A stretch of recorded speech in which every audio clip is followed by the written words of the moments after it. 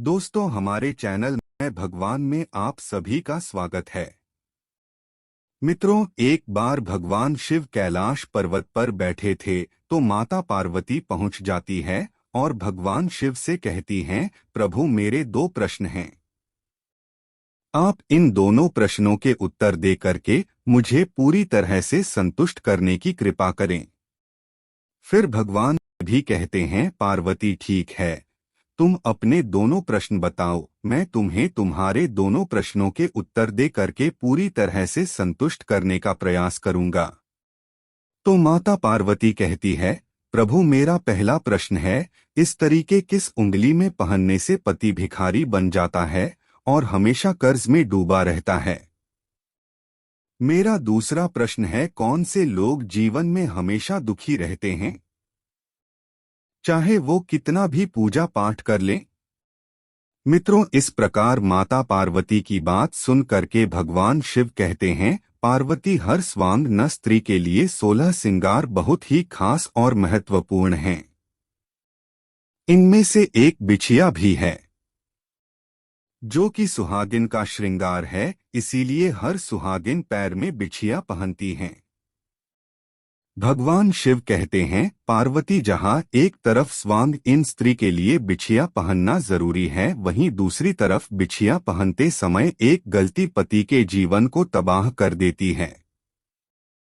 साथ ही हर इंसान सुखी जीवन जीना चाहता है, कोई भी दुखी जीवन जीना नहीं चाहता, मगर एक बात निश्चित है, कुछ लोग जीवन में कभी सुखी नहीं रहते।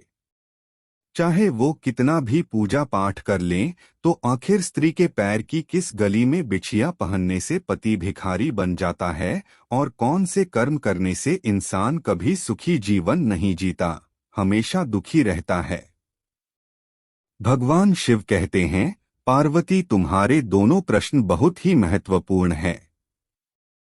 मैं तुम्हें तुम्हारे दोनों प्रश्नों के उत्तर एक छोटी कहानी के माध्यम से दूंगा। कहानी को पूरे मन से और पूरा सुनना, क्योंकि आधी अधूरी कहानी सुनने से आधा अधूरा ही ज्ञान प्राप्त होता है, जो जीवन में कभी काम नहीं आता। फिर माता पार्वती कहती है, प्रभु मैं आपको वचन देती हूँ, जब तक आप कहानी सुनाएंगे मैं एक कहानी को पूरे मन से सुनूंगी। मेरा मन दूसरे स्थान पर बिल्कुल नहीं जाएगा। अब भगवान शिव कहते हैं, पार्वती एक गांव में एक गरीब किसान था। वो और उसकी पत्नी दोनों दिन भर मेहनत करके शाम को बड़ी मुश्किल से अपने लिए खाना जुटा पाते थे। दोनों सुबह से खेतों में मजदूरी करके सूखी लकड़ियां और पत्ते इकट्ठा करके बेचते थे, तब कहीं जाकर के दोनों का गुजारा हो पाता था।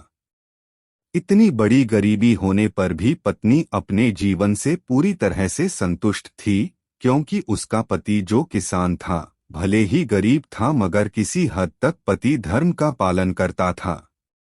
लेकिन किसान को ये बात हमेशा अखरती थी। उसे अपने दोस्तों और रिश्तेदारों का जीवन देख करके बहुत बुरा लगता था, क्योंकि वे आराम से जीवन गुजारा कर रहे थे और किसान बहुत गरीबी में अपना समय काट रहा था। भगवान शिव कहते ही पार्वती एक दिन किसान की किस्मत पलट गई। वो जंगल में लकड़ियां लेने के लिए गया। जब किसान आगे निकल गया तो उसे विष्णु हुआ। लक्ष्मी बैठे मिल गए, क्योंकि उसके पूर्व जन्म के कर्म अच्छे थे। अब तो किसान और उसकी पत्नी जब विष्णु के पास पहुंची तो किसान ने कहा, प्रभु मैं बहुत पूजा पाठ करता हूँ, आप मेरी गरीबी दूर कर दो।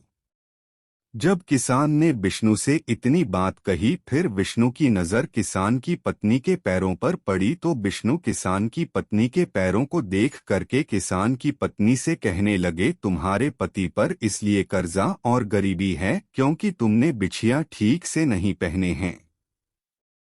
तुमने तीसरी उंगली में बिछिया पहना है। फिर भगवान विष्णु ने लक्ष्मी को इशारा किया, फिर लक्ष्मी जी ने विष्णु जी का इशारा पाकर के उस किसान की पत्नी को 3 बिछिया दिए और पहनने का तरीका बताया। भगवान शिव कहते हैं, पार्वती तुम्हारा पहला प्रश्न था स्त्री के किस उंगली में। बिछिया पहनने से पति हमेशा बेकारी बन जाता है और हमेशा कर्ज में डूबा रहता है, तो समझ लो स्त्री को बिछिया किस प्रकार से पहनने चाहिए जिससे उसके पति पर कभी गरीबी नहीं आए। भगवान शिव कहते हैं, पार्वती फिर विष्णु किसान की पत्नी को बिछिया पहनने के बारे में बताने लगे। विष्णु कहते हैं, सुहागिनों के लिए बिछिया 16 श्रृंगार में से एक सबसे महत्वपूर्ण श्रृंगार है, लेकिन ध्यान रखें कि कभी भी पैर में सोने के बिछिया नहीं पहननी चाहिए।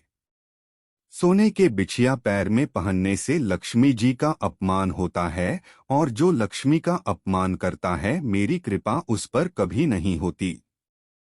अब भगवान विष्णु कहते हैं, स्त्रियां अलग अलग चित्रों के बिछिया पहनती हैं। ऐसे में एक बात का विशेष ध्यान रखना चाहिए कि बिछिया कभी भी आवाज करने वाला ना हो।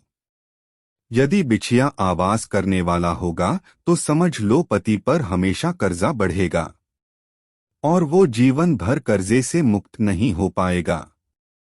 हमेशा अंगूठे के बगल वाली उंगली में पहनी चाहिए।